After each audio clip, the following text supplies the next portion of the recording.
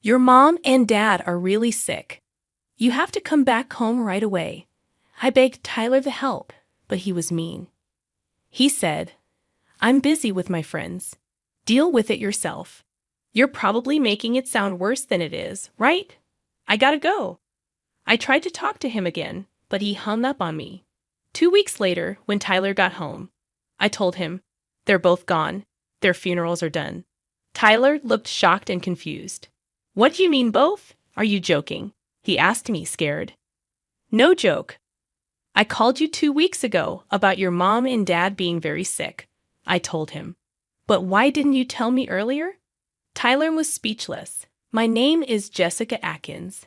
I'm 56, and I take care of the house full-time. I used to work at an office, but I quit when I got married. I met Tyler in college.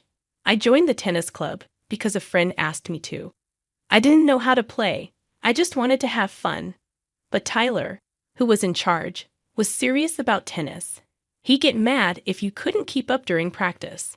Because I was new at tennis, I couldn't even hit the ball with my racket, and Tyler would get mad at me. He'd say, Jessica, seriously, you're just getting in the way. Go do something else, and make me leave the court. His words made me feel really embarrassed. Most of the time, I was only allowed to pick up the balls, hardly ever getting to play. I got so frustrated that I practiced tennis at home. Maybe all that practice paid off. One day, when Tyler served the ball, I hit it back really well. Tyler looked surprised because he thought I'd miss. But then he said, Jessica, that was amazing, with a big smile. In that moment, I realized I had feelings for him. After that, Tyler kept being strict, and I kept trying hard to keep up with his tough training. Then one day, after a while, we were out with friends for our monthly get-together. We do this to strengthen our friendships outside of our usual group activities. On our way home from one of these gatherings, it was just me and Tyler. Suddenly, he told me he had feelings for me. Jessica, I've fallen for you. I want us to be together. I was surprised. Tyler had never shown any signs of liking me before, but I also had feelings for him. So I said, I like you too. Let's give it a try. That was the start of our relationship. Tyler wanted to keep our relationship a secret from our club friends to not affect the team spirit. But I was so in love with him at that time. I was just happy to be with him. We kept dating even after we finished college, and we got married when I was 26. I quit my job as Tyler asked when we got married. I'll always be there for Tyler, I thought. At that time, I was deeply in love, imagining a bright future with Tyler. It's been 30 years since Tyler and I tied the knot. In the beginning, we went on lots of dates and were really close. But as time passed, things started feeling a bit ordinary. Even I didn't put as much effort into my looks as I did when I was younger. I used to wear trendy clothes and always look stylish when going out with Tyler. I remember spending a lot of time on my makeup, but now I'm more relaxed about how I dress. Comfort is key for me these days, so I prefer loose skirts with elastic waists over ones with zippers. Since I stay home most of the time, I don't bother with makeup from morning to night. I can't even remember the last time I wore any. Some people might think I've let myself go. Compared to my younger days, my body has changed quite a bit. I used to be slim, but not anymore. I've gained weight and now look like the before pictures you see on weight loss shows. Maybe this change in how I look is one reason why our relationship feels routine now. Over time, I've noticed Tyler treating me more like a mom than a wife. Even though I'm not his mother, he sometimes jokes, Mom, can I get another coffee? By the way, Tyler's mom still lives nearby, about a 10-minute walk from us, along with his dad. But we live in separate homes. My in-laws are really kind and always worry about me. Because they're so caring, I wanted to support them, so I visited them a lot. But recently, their health has been getting worse. My father-in-law is fighting a serious illness, and the doctors say there's not much more they can do. With tears in his eyes, he told my mother-in-law and me, I want to spend my last days at home. So he left the hospital and is now getting special care at home. Taking care of my father-in-law all by herself, my mother-in-law looks exhausted, and she seems really sad. As a stay-at-home wife, I help take care of my in-laws almost every day, but I know it must be really hard for my mother-in-law to live with him all the time. It's tough, Jessica. Could you stay with us just for one night? She asks me, looking vulnerable. I'm sorry. Tyler comes home at night, I say, even though it hurts to turn her down. I understand. My mother-in-law says sadly when I say no. Every night, I have to take care of Tyler. Tyler is a very bossy husband and never helps with anything around the house. He just leaves his dirty socks everywhere. I have to make sure dinner is ready and warm when Tyler gets home. There's no way I can serve leftovers. If he finds out, he'll get really angry. Once I was late getting home because I was taking care of my father-in-law. When I finally got back, Tyler was furious. You should put me first instead of my dad. I'm your family, remember? He yelled at me, his face all red. I wanted to remind him that my father-in-law is his family too. But I stayed quiet because I knew arguing would only make things worse. Because of moments like this, I'd always have to prioritize Tyler. Every day feels so tight and stressful. As a stay-at-home wife, I feel guilty and can't stand up to Tyler. I couldn't help my sad mother-in-law. I could only look at her with worry. Lately, Tyler's been coming home late a lot, and he never tells me. Sometimes, he even comes home on the last train. You're late again. Tyler came home after midnight one night. I'm back, he said happily. His face was red, and he seemed a bit drunk. Did you go drinking again? You've been coming home late so often. I asked, taking the bag he handed me. I'd earned the money, so I'll spend it how I want, Tyler replied. But you're just a stay-at-home wife, so you should just obey me, Tyler replied gruffly. But don't you think it's happening too often? Who are you going out with all the time? Their families might be worried too, I hesitantly asked Tyler. Maybe you're making people go drinking with you. You've been with the company for so long and hold a high position. It's hard for most people to say no to that. Tyler replied with a smug smile. It's fine. I always go drinking with the same coworker. Plus, he lives alone and is single. He's always happy when I buy him a drink, Tyler said smugly.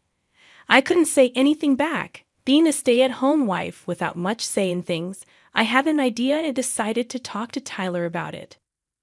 Could you tell me beforehand when you're going out for drinks? Your mom seems really stressed, and your dad's not doing well either. I want to be there for them as much as possible. But Tyler laughed off my concerns. No way. I go out when I feel like it. Besides, Mom will handle Dad. Jessica, you should be all for me. As I was shocked by Tyler's harsh words, he said, Stop standing there and get the bath ready. You're so slow with it. And he quickly went to the bathroom. Yes, I'm sorry. All I could do was reply like that. Then one day, Tyler suddenly said to me, I'm going on a trip for 2 weeks starting next week. While I stood there in shock, Tyler cheerfully looked through a guidebook, thinking about what he'd eat. And he was planning to go to Australia. Regaining my composure, I asked Tyler, Why the sudden international trip? What about your job? And I don't even have a passport. Tyler seemed a bit annoyed by my questions. I got a bonus, so I thought I'd just go for it. I've already asked for time off from work, and I'm not taking you, Jessica, so you don't need a passport, right? Tyler answered casually. We haven't even had a proper honeymoon since we got married. Who are you going with? I asked Tyler. Even for day trips, Tyler would say it's a waste of money and never took me along. Now this sudden international trip, it seemed suspicious. I looked at Tyler intently. I'm going with a coworker, Tyler replied. Now hurry up and get dinner ready. I realized it would be hard to question him further. Tyler probably wouldn't answer me if I kept asking, and he might even get angry. Though I felt frustrated, I reluctantly started preparing dinner. And on that day, Tyler set off for his trip early in the morning. But by noon, I found myself desperately calling him. What do you want? I'm about to board a plane for an international trip. Can't you see I'm busy? Tyler snapped at me as soon as he answered. My in-laws are in critical condition. Please, can't you cancel your trip and come home immediately? I pleaded desperately with Tyler. If he hadn't boarded the plane yet, there was still time, or so I thought. But Tyler's response was harsh. I'm on vacation with my colleague. Deal with it on your own. You're probably making it sound worse than it is. I'm busy. Gotta go now. Bye. Wait a second. I tried to reach out to Tyler, but he hung up on me anyway. No matter how many times I called back, he didn't answer. You'll regret this, I muttered to myself. 2 weeks later, I'm back. Tyler came in cheerfully, carrying a big suitcase. I went up to Tyler, feeling angry and upset, and said, both their funerals are over. What? Tyler looked confused, like he didn't understand. What do you mean by both their funerals? Are you playing some kind of sick joke? Tyler panicked, questioning me. I sighed deeply at Tyler's reaction. It's not a joke. Don't you remember? I called you 2 weeks ago, telling you your parents were really sick, I reminded Tyler. But why so suddenly? Tyler trailed off, unable to find the words, and I found myself sitting on the floor. When I went to see your parents, they both had collapsed and looked really pale. I called an ambulance in a panic, but the doctor said they were both in critical condition. Your dad needed care for a while, and your mom hadn't been well lately. It was just a series of unfortunate events, I explained to Tyler, feeling detached as I recounted what had happened leading up to my in-laws' critical condition. I'm heartbroken that my in-laws ended up like this. I was at their house almost every day and still couldn't save them in time. To this day, I regret not going there sooner. But right now, I'm just so angry at Tyler. My in-laws are his real parents, yet Tyler chose himself over them until the very end. No matter how much I begged, Tyler always put himself first.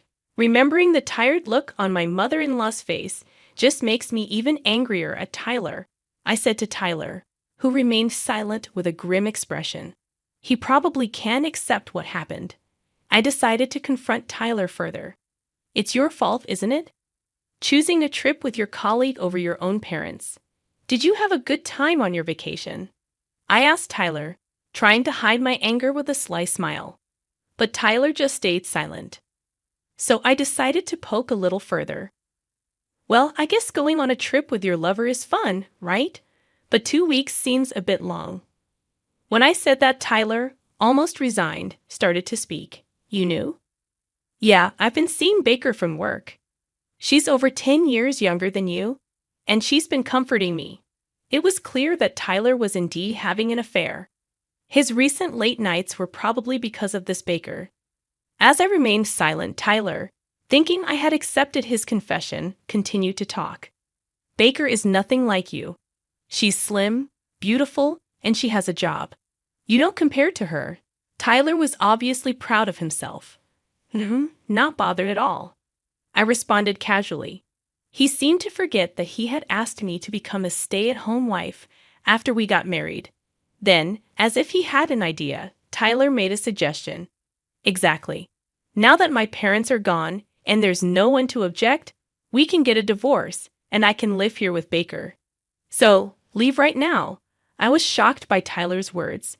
Until now, I have been a stay-at-home wife, always going along with whatever Tyler said. I didn't have a steady income of my own, and part of me lacked the confidence to move out and support myself.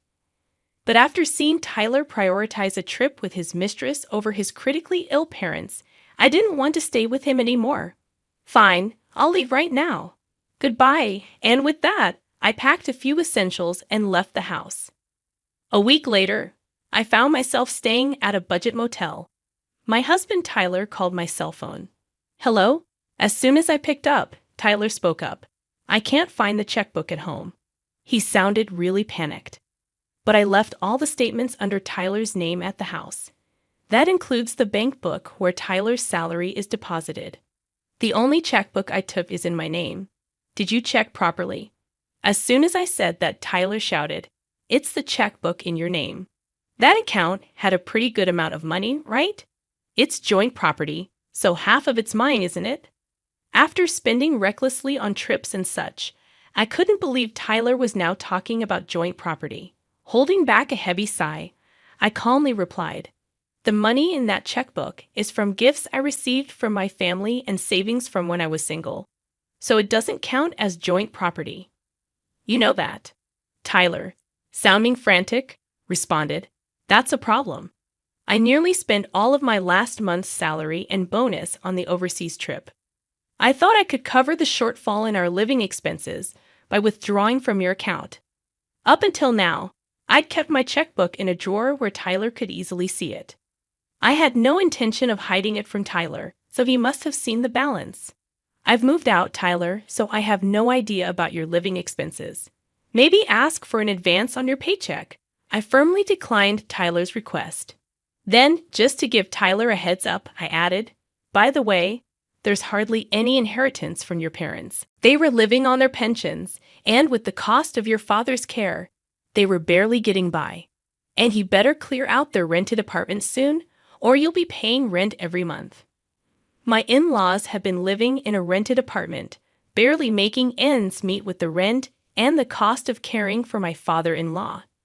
My mother-in-law somehow managed to save and get by each month.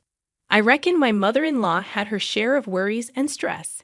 "You're kidding." Tyler sounded shocked over the phone. So I decided to give Tyler the final blow. "I have no responsibilities to help you out. You are on your own," I declared cheerfully. "Why?" Tyler's voice was full of disbelief. Despite kicking me out without any income, he seemed to have forgotten that. "I hope they both lose their social credibility. I've got nothing left to lose. Whatever happens to them, it's none of my business. It's all my fault. Just help me out this time, please," Tyler pleaded with a voice full of desperation. "No way.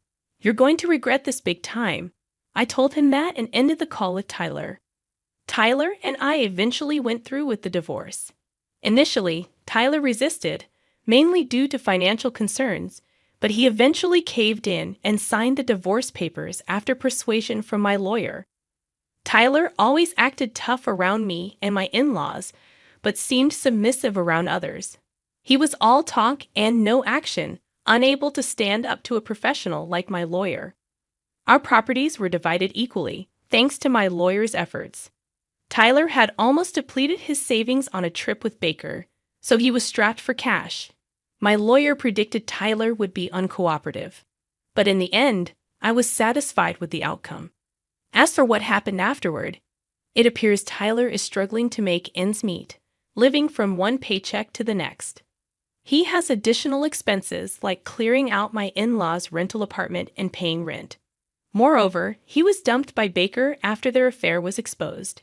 Initially, Baker was ambitious and used Tyler for her own gain, but she distanced herself once Tyler was demoted and she got transferred elsewhere. Tyler reached out to me through my lawyer, expressing regret and asking for another chance. Since I've blocked his calls, he's resorting to communicating through the lawyer. This desperate plea indicates he's truly cornered. He's even asked for financial help, requesting money from my savings from when I was single, which doesn't benefit me at all. Even the lawyer was surprised by this request. I hope Tyler continues to struggle. He deserves it for his actions. By the way, I reached out to Baker through my lawyer, and her response was surprisingly respectful. She conveyed, "While I was with Mr. Tyler, my expenses were minimal, so I enjoyed spending his money. But it didn't last long." She expressed deep regret for everything. It became evident that she was never truly interested in Tyler. Rather, she was attracted to his status. It's sad to see Tyler fall so hard for someone who didn't genuinely care about him. Reflecting on Tyler's downfall brought a smirk to my face. Since then, I've decided to rejoin the workforce. Can you believe it? I took up a part-time job at a convenience store. It's my first time in customer service, and surprisingly, I'm enjoying it. I was initially concerned about being on my feet all day, but once I started, time just flew by, and I found it quite enjoyable. Besides manning the register, there's tasks like stocking shelves, preparing snacks, and various other responsibilities at a convenience store. I even get to utilize my housekeeping skills with the cleaning duties. The manager mentioned that if I put in the effort, I could secure a permanent position. Apparently, There have been others in similar situations who successfully transitioned to full-time roles. Being in my 50s feels like I'm at the midpoint of life. Despite going through a divorce, I initially thought my future looked bleak. But even at this age, I'm discovering new experiences and having a great time. I'm determined to keep looking forward and moving ahead. That's my mindset right now.